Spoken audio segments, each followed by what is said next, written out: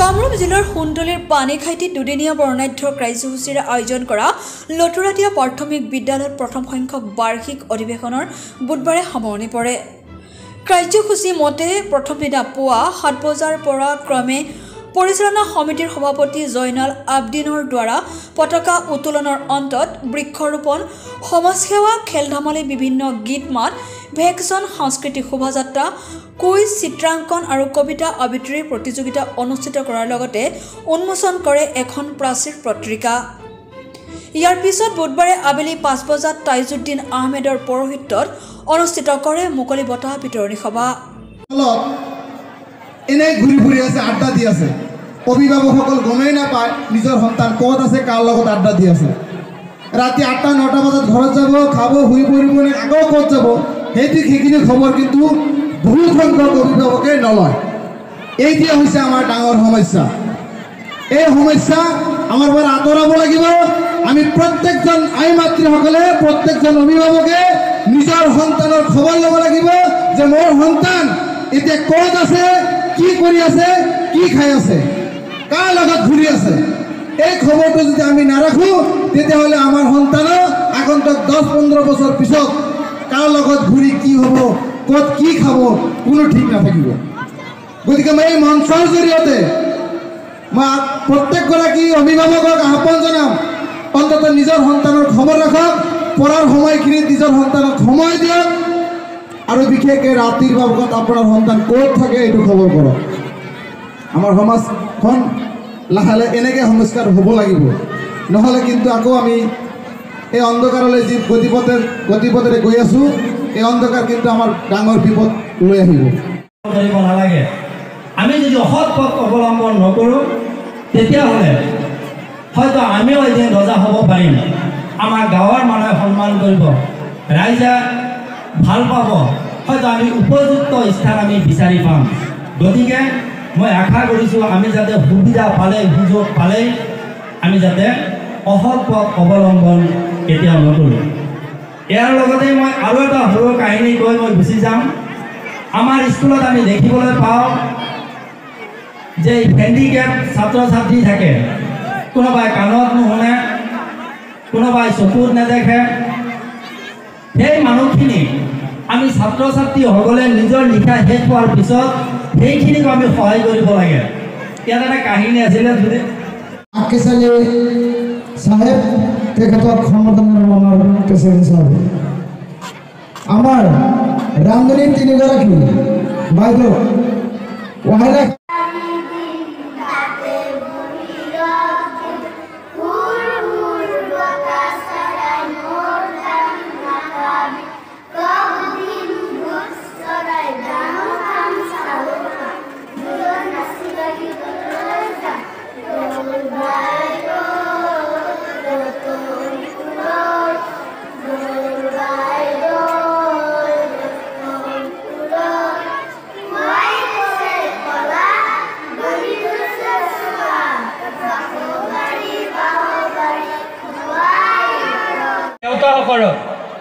এজন ছোৱালী, এজন ল'ৰা যদি আমাৰ বিদ্যালয়লৈ নাযায়, সেই ল'ৰা বা ছোৱালীৰ নোযোৱাৰ দায়িত্বটো আচলতে মা আৰু দেউতাৰ ওপৰত থাকে। মোৰ ল'ৰা, মোৰ সন্তান স্কুললৈ, বিদ্যালয়লৈ গ'ল নে নগ'ল, সেইখিনি যদি কোনো মা দেউতাই নজৰ নিদিয়ে, বিদ্যালয়ৰ শিক্ষক বা সদস্যসকলে বা সভাপতি কি কৰিব পাৰিব? মোৰ জনামতে এই এৰিয়াত যিমানবোৰ বিদ্যালয় আছে, এই বিদ্যালয়ৰ অনুপস্থিতিৰ সংখ্যা অধিক। মই বেছি নকওঁ। থাপ্পৰ বা ধমকি দিয়াৰ পিছতেই যদি অভিভাৱক গৰ্জি উঠে মোৰ ল'ৰাক মাৰিবৰ কাৰণে, আপুনি কোন হয়? আপুনি চিন্তা কৰক, সেই সন্তানে সেই শিক্ষকৰ প্ৰতি কোনো শ্ৰদ্ধা ভক্তিভাৱ থাকিবনে? আপুনি নিজে তো একো কৰিবই নোৱাৰে। নিজে ল'ৰাই যদি কান্দি কাটি কিবা কয়, অমুক লাগিব তমুক লাগিব, মোবাইলটো আছেই, মোবাইল নিদিলেতো চুইচাইডে কৰে। এনেকুৱা মই 2-3টা কেছ পাইছোঁ। মোবাইল নিদিলে ল'ৰা চুইচাইড কৰিব। এটা আছিল ক্লাছ 7 হয়, কোনোবা এজন গাৰ্জেনে ফোন কৰিলে, কৈছে মৰিবই দিয়া ভাই, মোবাইল দি কিন্তু মৰিবই।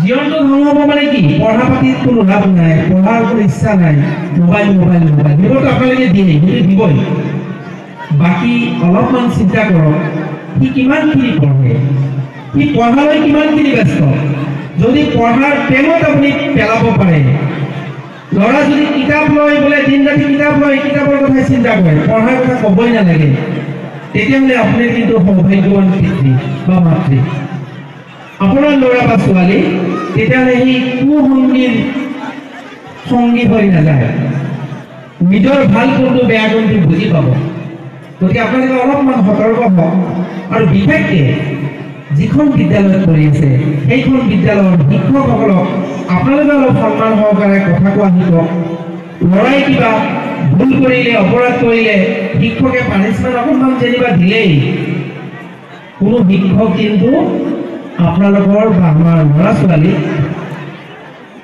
বেয়া ভাৱ লৈ কেনে পানিছমেণ্ট কেতিয়াও নিদিয়ে স্থাপন কৰাৰ পিছত মই কুহি পাত লৈ মোৰ দেউতাৰ হাত ধৰি বিদ্যালয় যোৱাৰ কথা মোৰ এতিয়া মনত আছে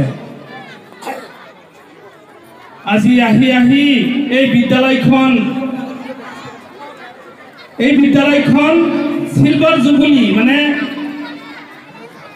ৰূপালী জয়ন্তী পাৰ কৰি অহা 2025 বৰ্ষত সোণালী জয়ন্তী ধৰি দিব মই এই চেগতে মোৰ বন্ধুবৰ প্ৰধান শিক্ষক ফাইজুৰ ৰহমান ছাৰক অনুৰোধ জনাম এইখন বিদ্যালয়ৰ পৰা বহু ছাত্ৰ ছাত্ৰী ওলাই গৈছে তেখেতসকল বহুতো বৃত্তিৰ লগত জড়িত হৈ আছে মই অনুৰোধ জনাম অহা বছৰ এইখন বিদ্যালয়ত সোণালী জয়ন্তী উদযাপন কৰা হ'ব আৰু সেই ক্ষেত্ৰত ময়ো এই বিদ্যালয়ৰ এজন প্ৰাক্তন ছাত্ৰ হিচাপে মই সম্পূৰ্ণভাৱে জড়িত হৈ থাকিম আৰু জাক জমকতাৰে এই বিদ্যালয়খনত ৰূপালী জয়ন্তী বৰ্ষ পাৰ কৰিব বুলি মই অনুৰোধ জনালোঁ প্ৰোটিন মদ গাখীৰ মাংস দাইল মাছ আদি থাকু মদ খালে শৰীৰৰ বৃদ্ধি হয় নমস্কাৰ মই চুৰ্বি মই তেল গীত মাখন আদি থাকু মুখ খালে শৰীৰৰ শক্তি জমা হৈ থাকে ভিটামিন মই শাক পাচলি ফল মূল আদি থাকু মুখ খালে শৰীৰৰ ৰোগ প্ৰতিৰোধ ক্ষমতা বৃদ্ধি লবণ মই নিমখ শাক পাচলি ফল মূল আদি থাকো মোক খালে দেহৰ হাড় আৰু তেজ কুটময় মই পানী মই কম বেছি সকলোবোৰ আহাৰত থাকো আহাৰত পদাৰ্থ